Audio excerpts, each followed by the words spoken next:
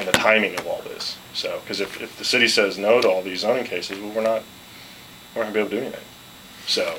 Well, has there any technology that's improved drilling out the plugs? Because the entertainment district 2 blocks from my house sickened my mother-in-law. The smell came in my home, and I was 2.5 blocks away to the west.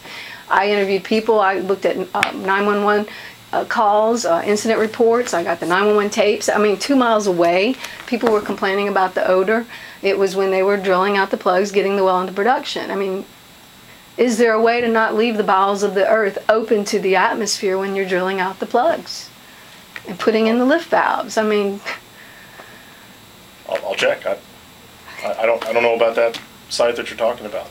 The Chesapeake Truman site at the Cowboy Stadium. It's the corner of Collins and Division, January 31st, 2013. I have a 10-minute video where I interviewed all the people north of that site, the employees that work there.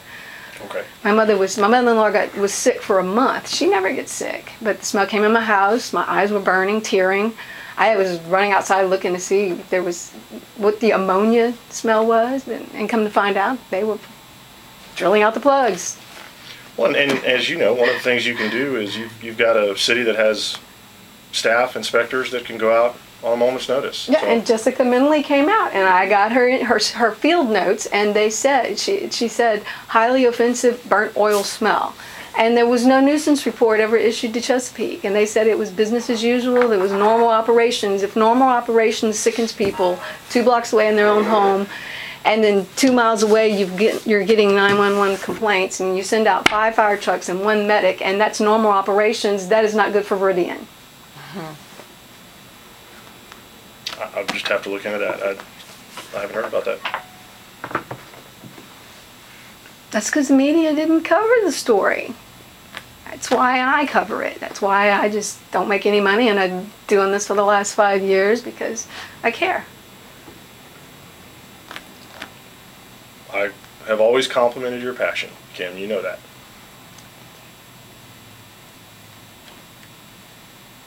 And then my husband got cancer 4 months later, you know, so it's real personal for me. Oh, it's terrible. Yeah, I'm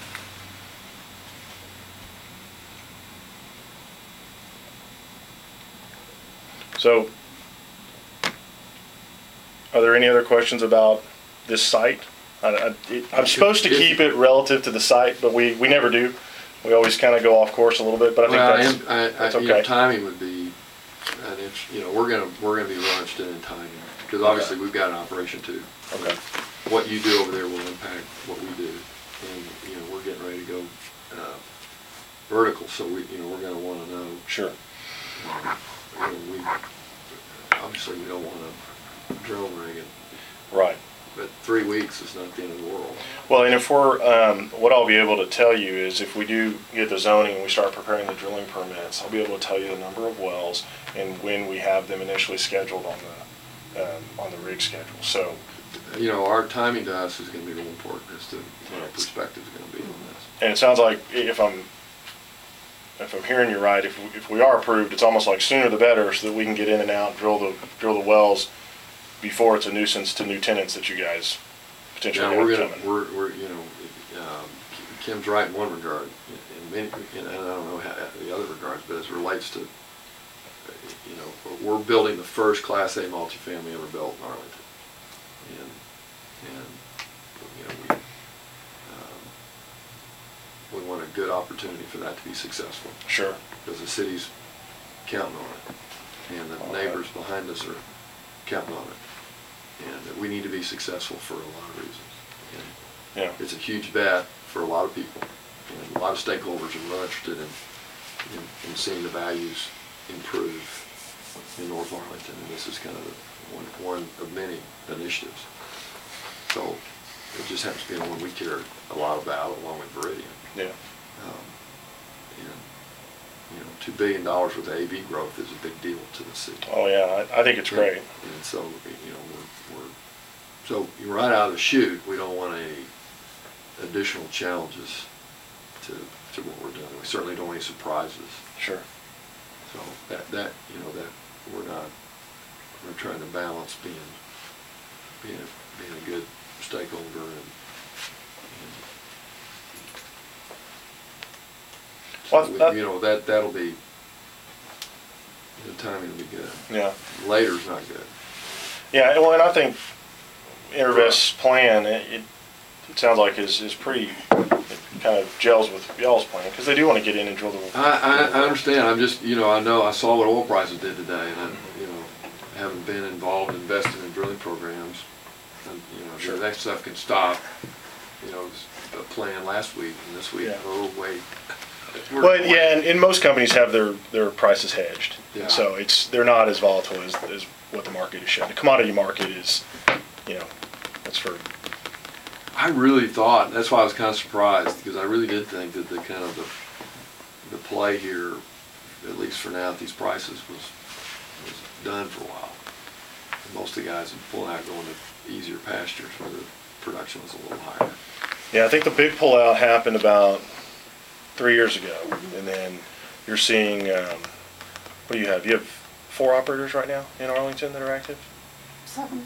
7, is it? Okay, because I know Did Range sell all their stuff? Range is gone. They're gone, right? Range sold. So you've got Vantage, Enervest, XTO, they still around? XTO, and Still around, Chesapeake. yeah. Actually, the Helling Hound over there. Well, you've got because I forgot, because I'd worked, when you mentioned Audubon, I'd worked with Edge Resources, done on the Overcoming Faith site in southwest Arlington, in Cherokee Parks District. And that was the first approved Audubon Society drill site in the country.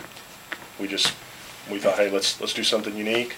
Let's see if we can, you know, so everything on that site, you know, some of the erosion control measures we used were environment, you know, we're green certified, and so we were able to get they didn't even have a designation for industry, so we essentially worked with them on notification that, because we're right next to a park down there too.